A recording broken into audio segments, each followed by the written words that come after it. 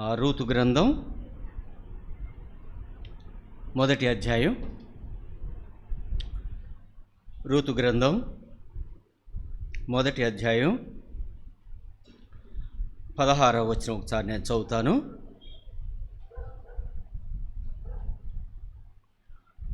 అందుకు రూతు, నా వెంబడి రావద్దనియు నన్ను విడిచిపెట్టమనియు నన్ను బతిమాలు కొనవద్దు.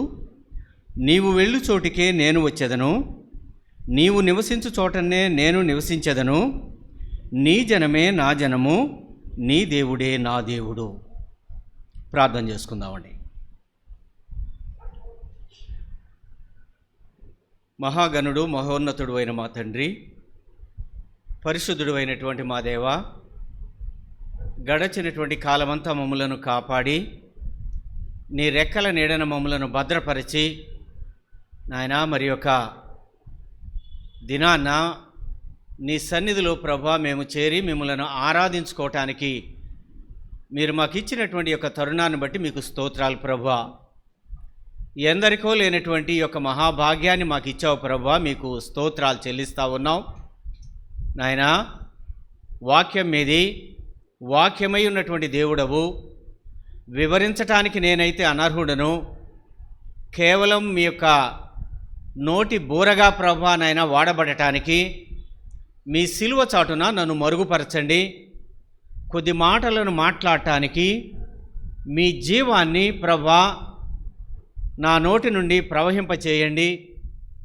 వినినటువంటి ఆ యొక్క మాటల ద్వారా ప్రభా నిన్ను ఆరాధించటానికి బిడ్డల యొక్క హృదయాలను మీరే పురికొల్పండి.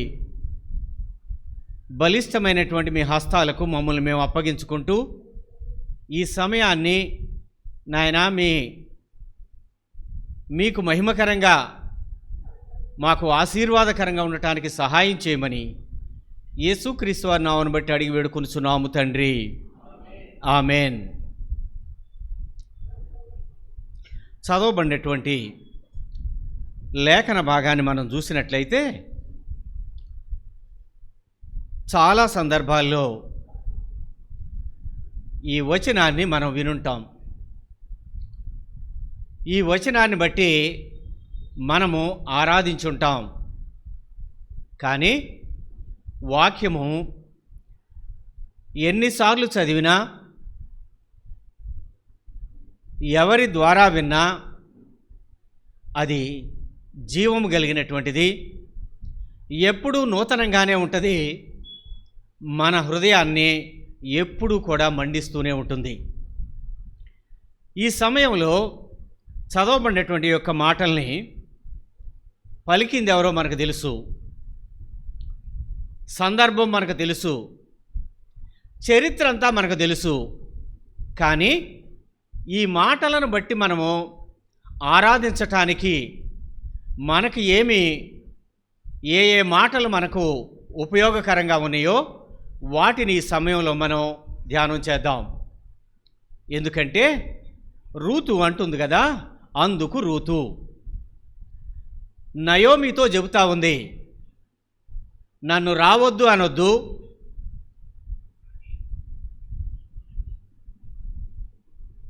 ఎందుకంటే నేను నీతో పాటు వస్తాను. అదే కదా ఈ 16వ వచనంలో, నన్ను విడిచిపెట్టమనియు నన్ను బ్రతిమాలు కొనవద్దు అంటే ఆమె బ్రతిమలాడుతూ ఉందన్నమాట. నయోమి హృదయంలో ఒక మాట ఉంది, కరువులోనే వచ్చాం మేము కుటుంబంగా, కానీ కరువు నుండి బయటపడ్డాం, కానీ నా కుటుంబము తట్టుకోలేనటువంటి ఇంకొక కరువులోకి వెళ్ళిపోయింది. మోయాబు వచ్చాము, 4 వచ్చాము, 3 కోల్పోయాం. 2 కలుపుకున్నాం, 3 ఉన్నాం. నేను మరలా ఆ బెత్లెహేముకు వెళ్ళిపోతాను నేను. కాబట్టి మీరు మీ ఇష్ట ప్రకారం మీ నిర్ణయాలు తీసుకోండి, మీరు సుఖంగా ఉండండి. ఇది నయోమి కోరుకుంటున్నటువంటిది. కోరుకోవటమే కాదు, ఆ ఇద్దరు కోడళ్ళు కూడా బ్రతిమలాడుతూ ఉంది. ఎంత బ్రతిమలాడుతూ ఉందంటే, అమ్మా మీరు రావటం వలన నాకు భారం, మీకే ప్రయోజనం లేదు, కాబట్టి మీరు ఇక్కడే ఉండండి, మీరు వివాహాలు చేసుకోండి, మీరు సంతోషంగా ఉండండి. ఇది నయోమి రూతు ఓర్పాలతో మాట్లాడుతున్నటువంటి మాటలు. అయితే ఒక ఆవిడికి ఈ మాటలు నచ్చాయి, ఆమె ముద్దు పెట్టుకొని వెళ్ళిపోయింది. రూతు మాత్రం అంటుంది, రావద్దు అని నన్ను అనొద్దు, రావద్దు అని నన్ను బ్రతిమలాడొద్దు, ఎందుకంటే నేను నీవు నివసించు చోటే నేను నివసిస్తాను, నీ ప్రజలే నా ప్రజలు, నీ దేవుడే నా దేవుడు, నీవు ఎక్కడుంటే అక్కడుంటాను, నీవు ఏది చెబితే అది చేస్తాను, నీ మాటకు లోబడి ఉంటాను, మనల్నిద్దరినీ కూడా విడదీసేటువంటి మాటలు ఏది కూడా నువ్వు మాట్లాడొద్దు. నీ ప్రజల యొద్దకు నువ్వు వెళుతున్నావు, నేను కూడా వస్తాను, వాళ్ళు నా ప్రజలే. నీ దేవుని యొక్క సన్నిధికి నువ్వు వెళుతున్నావు, నేను కూడా వస్తాను, నీ దేవుడే నా దేవుడు, కాబట్టి నన్ను రావద్దు అని మాత్రం నీవు అనొద్దు అని నయోమిని బ్రతిమలాడుకుంటున్నట్లుగా రూతు ఈ మాటలు మనకి కనిపిస్తూ ఉన్నాయి. అయితే రూతు యొక్క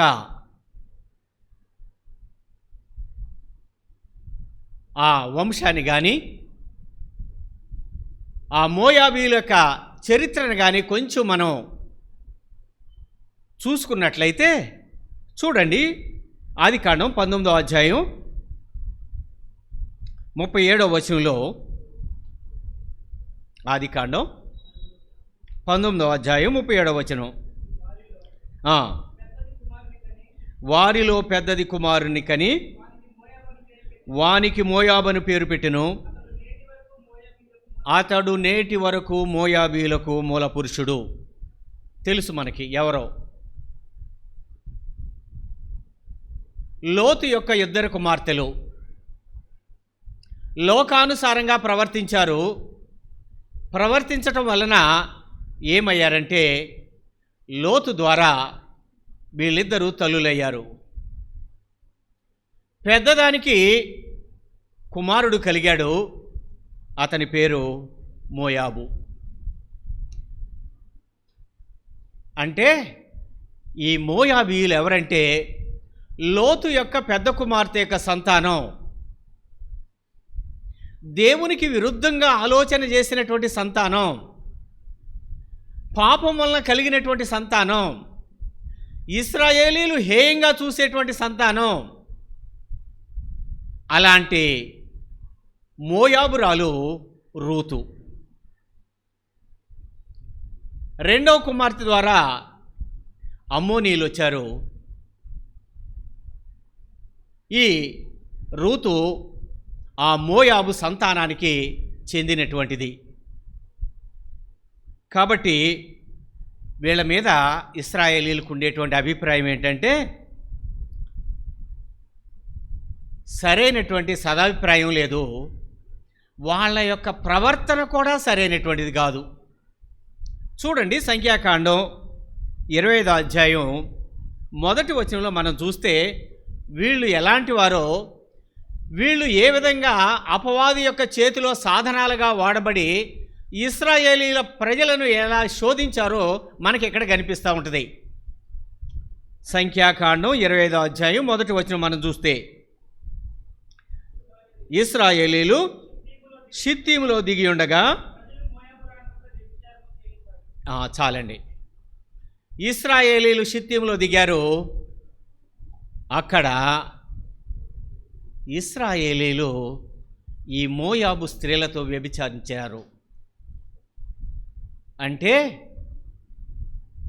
వీళ్ళు చెడ్డ స్వభావం కలిగినటువంటి వారు, ఆకర్షించేటువంటి స్వభావం కలిగినటువంటి వారు, జనాంగాలను పాడు చేసేటువంటి వారు. ఇది మోయాబీలకున్నటువంటి చరిత్ర. ఎందుకంటే ఎంత భ్రష్టు పట్టించారంటే వీళ్ళు వాళ్లతో వ్యభిచరించారు. తర్వాత వాళ్ళు వచ్చి మోయాబీల యొక్క విగ్రహాలకు మొక్కారు.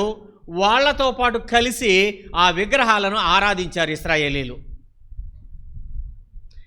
ఇశ్రాయేలీలు పాపం చేయటానికి ఈ మోయాబు స్త్రీలను ఎరగా వాడుకున్నాడు అపవాది, ఇలాంటి జనాంగం. అంతేకాదు రాజులు మొదటి గ్రంథం 11వ అధ్యాయం 1వ వచనంలో చూస్తే దేవుడు అన్నాడు కదా, రాజులు మొదటి గ్రంథం 11వ అధ్యాయం 1వ వచనంలో చూస్తే, వారితో సహవాసము చేయకూడదు, వారిని మీతో సహవాసము చేయనీయకుడి. ఇది దేవుడు చెప్పింది. మీరు మోయాబీలతో సహవాసం చేయకూడదు, మీరు వారితో చేయకూడదు, వారితో మీరు సహవాసం చేయకూడదు, వారితో ఎలాంటి సంబంధ బాంధవ్యాలు మీరు కలిగి ఉండకూడదు. ఇది దేవుడు ఇశ్రాయేలీలకు చెప్పినటువంటిది. అంతేకాదు ఎజ్రా గ్రంథం 9వ అధ్యాయం 1వ వచనంలో కూడా అంటాడు కదా, అక్కడ 7 జాతులను దేవుడు వారికి చూపించి మీరు వీరికి వేరై మీరు జీవించండి అని చెప్పాడు. అందులో ఆ 8 జాతుల్లో మోయాబీలు కూడా ఉన్నారు. అంటే ఇశ్రాయేలీలు సాంగత్యం చేయకూడనటువంటి జాతి, ఇశ్రాయేలీలకు వాళ్లకు ఎలాంటి సహవాసం బాంధవ్యాలు ఉండకూడదని దేవుడు సెలవిచ్చినటువంటి ఈ వంశములో నుండి రూతు వచ్చింది. అంతేకాదు ద్వితీయోపదేశకాండం 23వ అధ్యాయం 3వ వచనంలో చూస్తే దేవుడు చాలా ఖచ్చితంగా చెబుతా ఉన్నాడు ఇక్కడ. ద్వితీయోపదేశకాండం 23వ అధ్యాయం 3వ వచనం,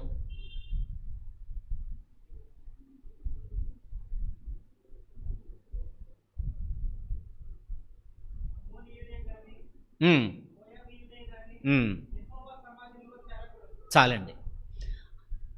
దేవుని సమాజంలో కూడగూడనటువంటి సమకూడనటువంటి వారిలో ఈ అమ్మోనీయులు మోయాబులు ఉన్నారు. సాంగత్యం చేయకూడదు, సహవాసం చేయకూడదు, వాళ్ళతో వియమందుకోకూడదు. అంతేకాదు అసలు దేవుని యొక్క సమాజంలో వాళ్ళకి స్థానం లేదు, రావటానికి కూడా దేవుడు అనుమతించలేదు ఆయన. ఇది రూతు జన్మించినటువంటి మోయాబీయుల యొక్క పరిస్థితి. ఇలాంటి మోయాబు దేశంలో ఆ మోయాబీయుల యొక్క సంతానానికి చెందినటువంటిది రూతు. నయోమి యెరూషలేములో జీవించినటువంటిది, యూదులకు సంబంధించినటువంటిది. ఒకవేళ ఆలోచన చేస్తే మోయాబీయులను ఇశ్రాయేలీలు చాలా హీనంగా, దరికి చేరనీనటువంటి వారిగా, వారితో ఎలాంటి సాంగత్యం చేయనటువంటి వారిగా ఒకవేళ భౌతికంగా వాళ్ళు దూరాన్ని పెట్టి ఉండొచ్చు.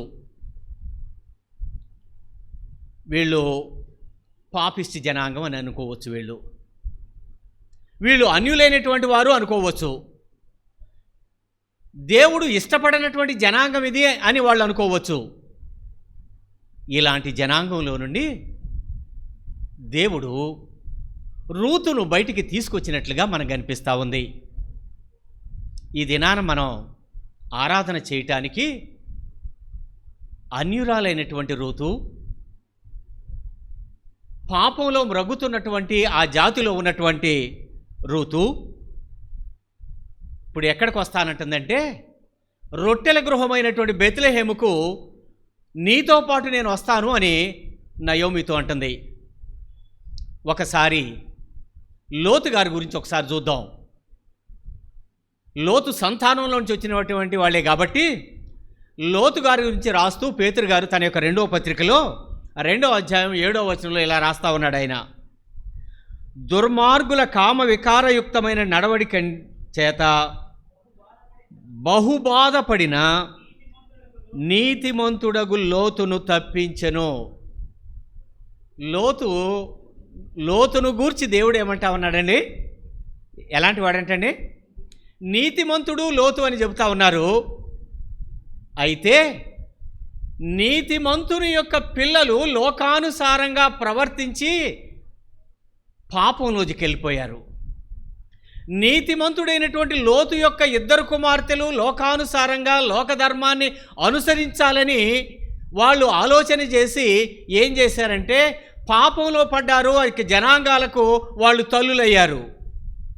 కానీ అదే జనాంగంలో వచ్చినటువంటి పాపులు వాళ్ళు అన్యులని పిలువబడుతున్నటువంటి ఆ యొక్క మోయాబు జనాంగంలో నుండి రూతు ఆ నీతిమంతుడైనటువంటి లోతులాగా ఒకవేళ ఆ జనాంగంలో నుంచి బయలుదేరి బెత్లెహేముకు వస్తూ ఉంది.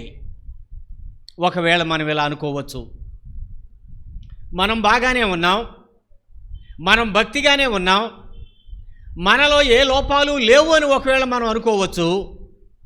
కానీ ఒకవేళ మన భక్తిని, మనకున్నటువంటి ఆత్మీయమైనటువంటి స్థితిని ఒకవేళ దేవుడు తన పనికట్టు రాళ్ల చేత చూస్తే నీవు నేను ఎలా ఉన్నామో, ఒకవేళ తూచినప్పుడు ఆ త్రాసులో తేలిపోయామో, ఒకవేళ కొంచెం ఆ ముళ్ళు అలా వంగి ఉందో, మనుషుల యొక్క మాటను బట్టి కానీ, వాళ్ళు జన్మించినటువంటి పరిస్థితులను బట్టి కానీ, వాళ్ళు పెరిగినటువంటి వాతావరణాన్ని బట్టి కానీ ఒక వ్యక్తిని మనం అంచనా వేయలేము. నీతిమంతుడైనటువంటి లోతే ఆ కడుపును పుట్టినటువంటి ఆ కుమార్తెలిద్దరూ పాపం చేయటానికి కారకులయ్యారు. కానీ అదే పాపంలో నుండి వచ్చినటువంటి రూత్ అయితే ఆ సజీవుడైనటువంటి దేవుని యొక్క సన్నిధికి నీతో పాటే ఉంటాను, నీ జనాంగమే నా జనాంగము, నీ దేవుడే నా దేవుడు అని నయోమిని వెంబడించేటువంటి దానిగా ఉంటా ఉంది. ఒకవేళ మన భక్తిని బట్టి ఒకవేళ మనం అతిశయిస్తూ ఉన్నామేమో, మనకంటే భక్తిలో ఒకవేళ తరుగుగా ఉన్నారని మనం అనుకుంటూ ఇతరులను ఒకవేళ హీనంగా చూస్తూ మన హృదయంలో మనం మచ్చరపడతా ఉన్నామేమో. ఒకసారి మనం పరిశీలించుకుంటే ఒకవేళ మనకంటే దేవుని ఎరగనటువంటి వారు, అన్యులైనటువంటి వారు, ప్రభువుని ఎరగనటువంటి వారే ఒకవేళ నీతిమంతులుగా జీవిస్తూ ఉన్నారేమో. ఒకసారి మనం పరిశీలించుకుంటే వాళ్ళ ప్రవర్తనను, వాళ్ళ యొక్క నోటి మాటలను, వాళ్ళ యొక్క ఆ జీవితాన్ని ఒకవేళ మనం పరిశీలించుకుంటే వాళ్ళకంటే తక్కువగా మనం ఉంటే దేవుని నామాన్ని అవమానపరిచినటువంటి వారమవుతాం. ఎందుకంటే ప్రభువుని ఎరిగాము అని అనుకోవచ్చు, నీతిమంతుడైనటువంటి ప్రభు రక్తంలో కడగబడ్డాను అని ఒకవేళ మనం అతిశయిస్తే దేవుని ఎరగనటువంటి ప్రజల కంటే కూడా మనము దౌర్భాగ్యమైనటువంటి స్థితిలో ఉన్నటువంటి వారమని ఈ ఉదయకాల సమయంలో మనలను మనం సరిచేసుకోవటానికి ప్రయత్నం చేయాలి. ఏమని మనం ఆరాధించవచ్చంటే, అవునయ్యా, నేను కూడా ఒకవేళ ఆ నీతిమంతుడైనటువంటి లోతు సంతానమని నేను ఒకవేళ అనుకున్నానేమో, కానీ నా క్రియలు, నా మాట, నా ప్రవర్తన నీకు తగినట్లుగా ఒకవేళ లేకపోతే నేను అన్య జనాంగంలో నుంచి ఇంకా ఉన్నటువంటి వాడనే. కానీ నీవు నాకు దయచేసినటువంటి కృపను బట్టి, నీవు నన్ను దర్శించినటువంటి విధానాన్ని బట్టి, రూతుకిచ్చినటువంటి మనసును బట్టి, నీవు నాతో మాట్లాడిన విధానాన్ని బట్టి నన్ను రక్షించావు. కాబట్టి ఆ యొక్క శాపమంతా కూడా, ఆ పాపమంతా కూడా కడిగివేసి నీ బిడ్డల్లో నన్ను చేర్చినందుకు నిన్ను స్తుతిస్తున్నానయ్యా అని మనము ఆయనను ఆరాధించవచ్చు. మనకున్నటువంటి జ్ఞానాన్ని బట్టో, మనకున్నటువంటి ఆత్మీయ స్థితిని బట్టో కాకోకుండా మన నిజ స్థితిని మనము తెలుసుకున్నట్లయితే మనము సరి చేసుకోగలుగుతాం. ఒక చిన్న ఉదాహరణ చెబుతాను చూడండి. లూకా సువార్త 18వ అధ్యాయం 23వ వచనంలో ఒక యవనస్తుడైనటువంటి అధికారి అయినటువంటి వ్యక్తి కనిపిస్తూ ఉన్నాడు. ధర్మశాస్త్రం తెలిసినటువంటి వాడు, అధికారం కలిగినటువంటి వాడు, యవనస్తుడు. ప్రభు దగ్గరకు వచ్చాడు. కానీ ప్రభు అన్నారు కదా, నీకు ఒకటి కొదువుగా ఉన్నది అన్నాడు. అప్పుడు ఆ యవనస్తుడట మిగుల వ్యసనపడి వెళ్ళిపోయాను అని ఉంది అక్కడ వాక్యంలో. ఒకవేళ ప్రభువు ఈ ఉదయకాల సమయంలో మనలో ఉన్నటువంటి లోపాన్ని ఎత్తిపెట్టి నీకు ఒకటి కొదువుగా ఉంది, నీకొకటి కొదువుగా ఉంది అని అంటే, లేదు ప్రభువా నేను బాగానే ఉన్నాను అని ఒకవేళ సర్ది చెప్పుకుంటూ వెళ్ళిపోతే వ్యసన పడుతూ వెళ్ళిపోయినటువంటి ఆ యవనస్తుడి స్థానంలో నీవు నేను ఉన్నట్లే.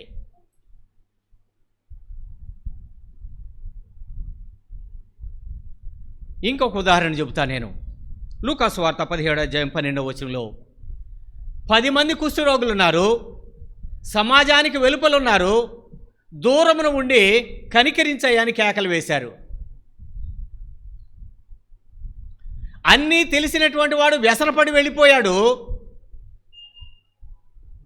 వాళ్ళైతే ప్రభు అన్నాడు కదా, నాకు ఇష్టమే, మీరు వెళ్ళి యాజకునికి కనపరుచుకోండి అన్నాడు.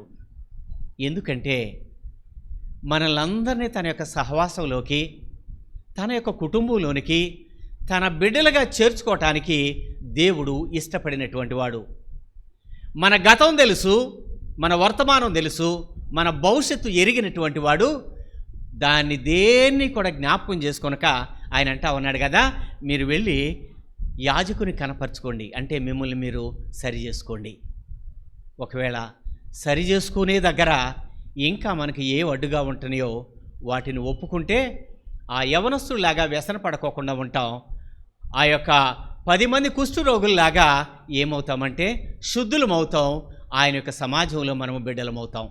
కాబట్టి మనము ఏమని రూతు ద్వారా ఏమని ఆరాధించవచ్చంటే, అవునయ్యా నేను అన్యురాలనే, నేను పాపంలో నుండి వచ్చినటువంటి దాననే, కానీ ఆ జనాంగంలో నేను కూడా ఉండాలని, ఆ దేవుని యొక్క సహవాసంలో ఉండాలని నేను ఆశపడుతున్నాను. కాబట్టి ఆశపడినటువంటి నన్ను తృప్తిపరిచినటువంటి దేవుడు వయ్యాని మనం ఆయనను ఆరాధించవచ్చు. రెండోదిగా మనం చూసినట్లయితే నిర్ణయాలను సమకూర్చేటువంటి దేవుడు ఆయన. నిర్ణయం తీసుకునేటువంటి అధికారం ఆయన మనకిచ్చాడు. ఏదైనా అది మంచి అయినా చెడైనా మన ముందు 2 మార్గాలను పెట్టాడు ఆయన, మంచి చెడు అనేటువంటి వాటిని. కానీ ఆ నిర్ణయం తీసుకునేటువంటి ఆ యొక్క స్వాతంత్ర్యము, అధికారం మాత్రం మనకి ఆయన విడిచిపెట్టాడు. కాబట్టి రూత్ అంటా ఉంది కదా, నీవు వెళ్ళు చోటికే నేను వచ్చేదను. రూతు ఒక నిర్ణయం తీసుకుంది.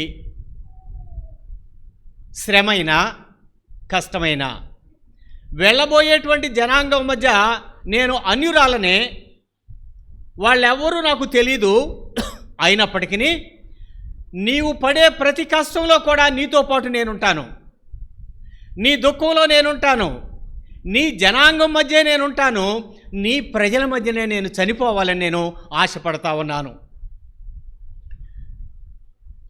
రూతు తీసుకున్నటువంటి యొక్క నిర్ణయాన్ని దేవుడు ఏం చేశాడంటే సమకూర్చాడు. మనము తీసుకునేటువంటి నిర్ణయాలు సరైనవైతే, దేవుని చిత్తాన్ని నెరవేర్చేవైతే, దేవుని హృదయాన్ని సంతోషపెట్టేవి అయినట్లయితే ఆయన ఏం చేస్తాడంటే మన నిర్ణయాలను ఆయన సమకూర్చేటువంటి దేవుడుగా ఆయన ఉంటా ఉన్నాడు. కాబట్టే బోయజ్ ఒక మాట అన్నాడు ఆవిడతో, 2:12 అంటాడు కదా, యెహోవా రెక్కల క్రింద సురక్షితముగా ఉండుటకు నీవు ఇక్కడికి వచ్చితివి. ఆ నిర్ణయం ఎంత కఠినమైనా తన తల్లిదండ్రులను, తన జనాంగాన్ని, అక్కడ ఉన్నటువంటి వారందరినీ, తన దేశాన్ని విడిచిపెట్టి నయోమితో రావటానికి తను తీసుకున్నటువంటి నిర్ణయం ఈ దినాన్న బోయజ్ అంటా ఉన్నాడు, ఇన్ని శ్రమల మధ్య, ఇన్ని కష్టాల మధ్య, ఇన్ని దిక్కుతోచనటువంటి పరిస్థితుల మధ్య ఆ బెత్లెహేములో ఆ 2 స్త్రీలే అక్కడికి వచ్చినప్పుడు బోయాజును కలిసిన తర్వాత బోయాజ్ అంటా ఉన్నాడు కదా, ఆమెను గూర్చి తెలుసుకున్న తర్వాత అంటా ఉన్నాడు, యెహోవా రెక్కల కింద సురక్షితముగా ఉండుటకు నువ్వు వచ్చితివి. మోయాబీలు అనుకుని ఉండొచ్చు, ఎందుకు పిచ్చిది ఎలా వెళ్ళిపోతా ఉంది, ఎందుకు ప్రయోజనం ఏమిటి, తన జీవితం అంతా తన అత్తకు పరిచర్య చేయటమే కదా అక్కడికి వెళ్ళి. అయ్యయ్యో ఇక్కడే ఉంటే మన మధ్యనే ఉంటే చక్కగా మన మధ్యనే ఉండేది కదా అని వాళ్ళు బాధపడి ఉండొచ్చు. తాను తీసుకున్నటువంటి నిర్ణయం వలన బెత్లెహేముకు వచ్చింది. ఆ నిర్ణయం ద్వారా మరి బోయాజ్ అంటా ఉన్నాడు, యెహోవా రెక్కల కింద సురక్షితంగా ఉండటానికి నీవు వచ్చావు అని అంటా ఉన్నాడు. ఒకవేళ వాక్యం వింటున్నటువంటి మనము, వాక్యం మనలను హెచ్చరిస్తూ ఉన్నప్పుడు మన యొక్క పాప స్థితిని మన కళ్ళ ముందు కట్టినట్లుగా మనకు కనిపిస్తూ ఉన్నప్పుడు, ఒకవేళ విధేయత కనపరచకపోతే, ఒకవేళ మనం విధేయత కనపరిచినట్లయితే యెహోవా రెక్కల నీడన మనము సురక్షితంగా ఉండటానికి వచ్చినటువంటి వారం అవుతాం. అలా మనము రక్షించబడితే ఎక్కడుంటామంటే ఆయన యొక్క రెక్కల నీడన మనము సురక్షితంగా ఉండగలుగుతాం. ఇది దేవుడు మనకిచ్చినటువంటి ఆధిక్యత. ఈమె ఇప్పుడు ఎక్కడికి వచ్చిందంటే తాను తీసుకున్నటువంటి నిర్ణయం వలన దేవుడు ఆ నిర్ణయాన్ని సమకూర్చాడు. ఒకవేళ నీవు నేను చాలా నిర్ణయాలు తీసుకుంటాం. మన భవిష్యత్తు గురించిన నిర్ణయాలు తీసుకుంటాం, మన పిల్లల గురించినటువంటి నిర్ణయాలు తీసుకుంటాం, మన యొక్క ఆర్థిక పరిస్థితులను బట్టి నిర్ణయాలు తీసుకుంటాం. ఒకవేళ ఆ నిర్ణయాలు దేవుని చిత్తమైతే, ఆ నిర్ణయాలు దేవుని సంతోషపెట్టేవి అయితే మనం ఎక్కడున్నామంటే ఆయన యొక్క బలిష్టమైనటువంటి రెక్కల కిందన ఉన్నటువంటి వారము అవుతాం. ఆయన యొక్క ప్రేమను పొందుకున్నటువంటి వారం అవుతాం. అప్పుడు మనం ఏమని ఆరాధించవచ్చు అంటే, అయ్యా నిర్ణయం చేయించడానికి తగినటువంటి ఆలోచన ఇచ్చినటువంటి వాడు నీవు, ఆ నిర్ణయాన్ని సమకూర్చినటువంటి వాడు నీవు. కాబట్టి ఈ దినాన నీ రెక్కల నీడన నేను సంతోషించగలుగుతున్నానయ్యా అని రూతులాగా మనము ఆయనను ఆరాధించగలుగుతాం. మూడవదిగా మనం చూసినట్లయితే ఆ యొక్క దేవుని యొక్క రెక్కల నీడ కిందకు వచ్చినటువంటి రూతు పొందినటువంటి ప్రేమను మనం ఒకసారి చూసినట్లయితే ఆ యొక్క బోయజు ప్రేమను మనము చూడగలుగుతాం. ఆయన వెల ఇచ్చి విడిపించాడు, బంధుధర్మాన్ని జరిపించటం వలన ఏమైందంటే ఆయన యొక్క ప్రేమకు ఆమె పాత్రురాలైంది. అందుకని 2వ అధ్యాయం 10వ వచనంలో మనం చూస్తే, అందుకు ఆమె సాగిలపడి తల వంచుకొని. ఆ మాట విన్న తరువాత రూతు సాగిలిపడిందంట, తల వంచుకుందంటండి. విధేయతను బోయజు దగ్గర కనపరిచినటువంటి దానిగా ఉంటా ఉంది. బోయజు యొక్క ప్రేమకు ఆమె ఆశ్చర్యపడినట్లుగా మనము చూస్తూ ఉన్నాం. ఎందుకంటే అన్యురాలైనటువంటి నేను, పరదేశినైనటువంటి నన్ను, నిస్సహాయురాలైనటువంటి నన్ను, విధవరాలైనటువంటి నన్ను నేను తీసుకున్నటువంటి నిర్ణయం వలన, ఆయన రెక్కల నీడలో ఉండటం వలన ఇప్పుడు ఏమయ్యానంటే బోయజు యొక్క ప్రేమకు నేను పాత్రురాలయ్యాను. రూతు బోయజు యొక్క ప్రేమకు పాత్రురాలైంది. ఒకవేళ నీవు నేనైతే బోయజు కంటే శ్రేష్ఠుడు ప్రభు యొక్క ప్రేమకు మనము పాత్రులమవుతాం. ఒకవేళ బోయజు ప్రేమకి ప్రభు యొక్క ప్రేమకు ఆ వ్యత్యాసాన్ని కనుక ఒకవేళ మనం చూసినట్లయితే బోయజు ప్రేమ పరిమితమైంది. బోయజు ఎంతవరకు ప్రేమించగలుగుతాడంటే, ఒకవేళ పరిస్థితులు అనుకూలంగా లేకపోతే అబ్రహాం గారు హాగర్ని పంపించినట్లుగా ఒకవేళ మునుపటి ప్రేమ బోయజులు కనపడపోవచ్చు. కానీ ప్రభువులైతే శాశ్వతమైనటువంటి ప్రేమ మనకు దొరుకుద్ది. ప్రభువును అంగీకరించడం ద్వారా, ప్రభు యొక్క పదాల దగ్గరకు రావటం ద్వారా, మనము పవిత్రపరచటం ద్వారా ఆయన యొక్క శాశ్వతమైనటువంటి ప్రేమకు మనము వారసులమవుతాము. అంతేకాదండి, బోయజు ప్రేమ ధర్మశాస్త్రానికి లోబడినటువంటిది. కాబట్టే అన్నాడు, నాకంటే ఇంకో బంధువు ఉన్నాడు, ఆయన ఆ ధర్మం చేయకపోతే నేను చేస్తానన్నాడు.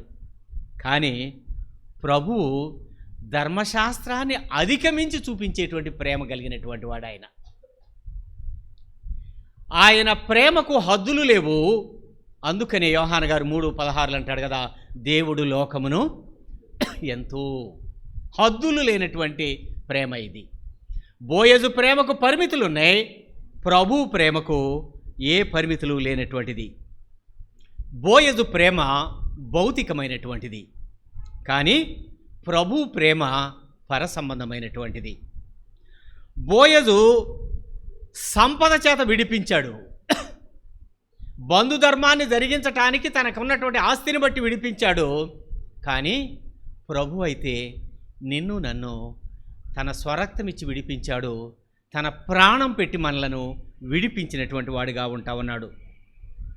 బోయజు రూతును మాత్రమే విడిపించాడు, కానీ ప్రభు సర్వమానవాళిని ఆ పాపము నుండి తన రక్తాన్ని ఛిద్రించటం ద్వారా విమోచించినటువంటి వాడిగా మనకు కనిపిస్తూ ఉన్నాడు.